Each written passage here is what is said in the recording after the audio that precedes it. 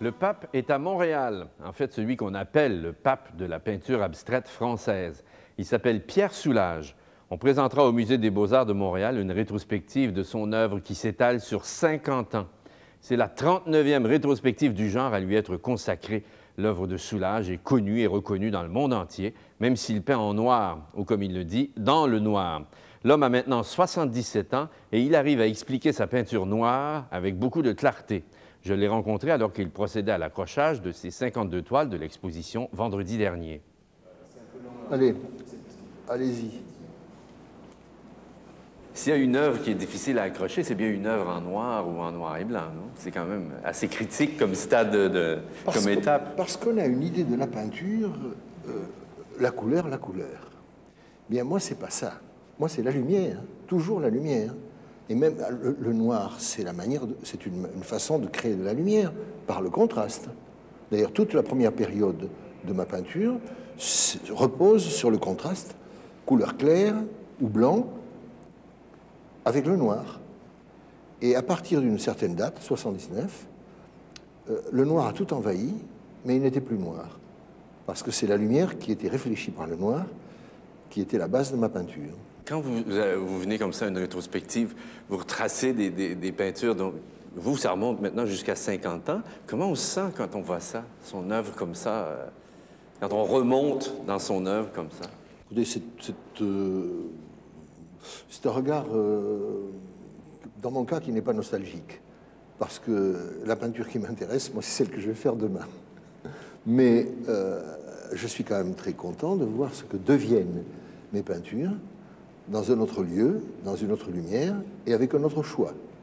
Le choix qui a été fait pour cette exposition est axé sur ce que je fais maintenant. C'est ce que je fais maintenant. C'est la raison pour laquelle, d'ailleurs, on entre par aujourd'hui. Les rétrospectives, en général, on commence par le début et on termine par la fin. Ben, j'espère qu'il n'y a pas de fin encore. Alors, j'ai préféré qu'on entre parce que je fais aujourd'hui, et on remonte dans le temps. C'est pas la nuit des temps, mais enfin, c'est quand même 50 ans, 48 ans.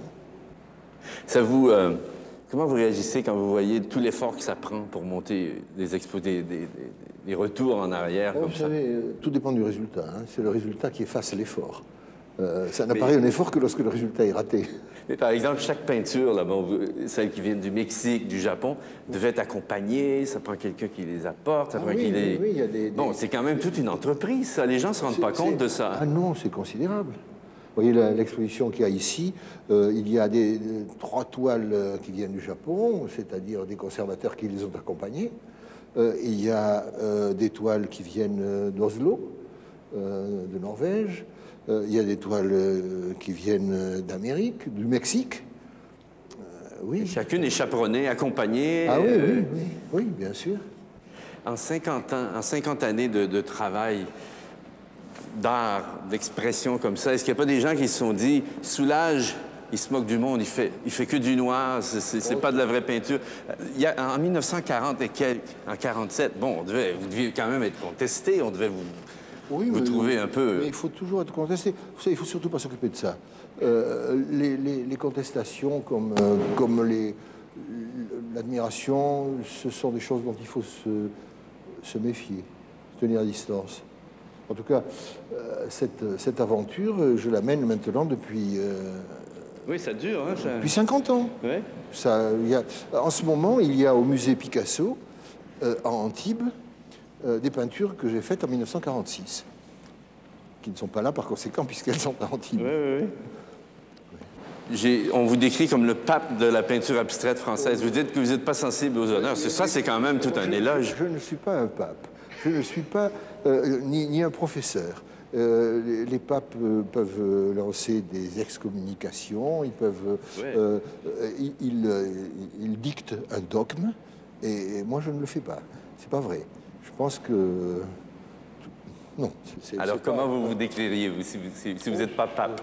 Je crois que je suis un peintre qui a rencontré, avec beaucoup de chance, l'adhésion d'autres personnes. Et je pense qu'une œuvre d'art, c'est ça. Je peins d'abord pour moi. C'est d'abord une nécessité pour moi. Mais ça ne devient de l'art que dans la mesure où ça atteint quelqu'un d'autre. J'ai jamais été un provocateur, mais quand j'avais 4 ans, 5 ans, mon père n'était pas mort, j'ai perdu mon père quand j'avais un peu plus de 5 ans. On m'a raconté cette histoire-là. J'étais en train de tremper mon pinceau dans l'encrier d'encre noire et je balafrais un cahier d'écolier avec de l'encre. Et une personne adulte qui était là, une amie de ma famille, est venue me demander « Qu'est-ce que tu fais là, mon petit Pierre ?» Et je lui ai répondu, mais en pleine naïveté, comme ça, un paysage de neige. Et ça l'a fait tellement rire qu'on s'en souvient encore et qu'on m'a raconté l'histoire.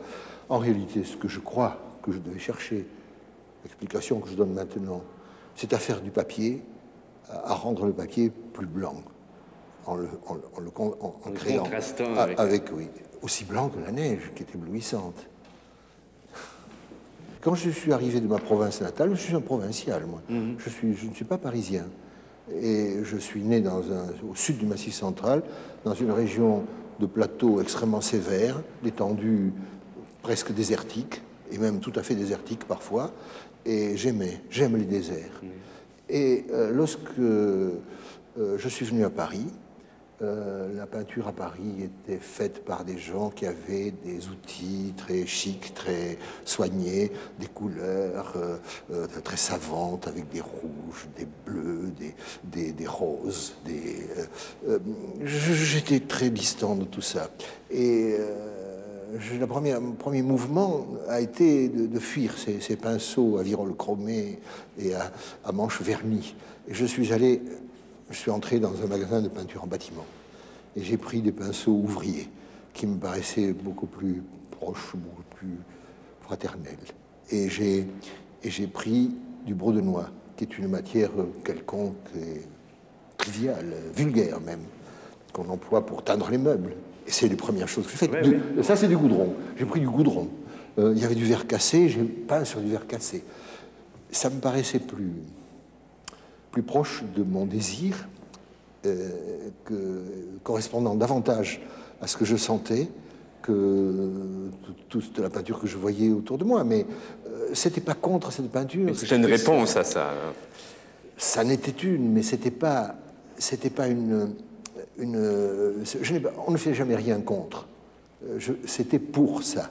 C'était parce que là, je puisais quelque chose qui était une force et qui était aussi une émotion qui me paraissait beaucoup plus nécessaire à ce moment-là que les délicatesses et les préciosités. Je crois que ça y est, là. Hein. Puis c'est commode, le mur était déjà éclairé, on n'a pas à faire l'éclairage. Hein.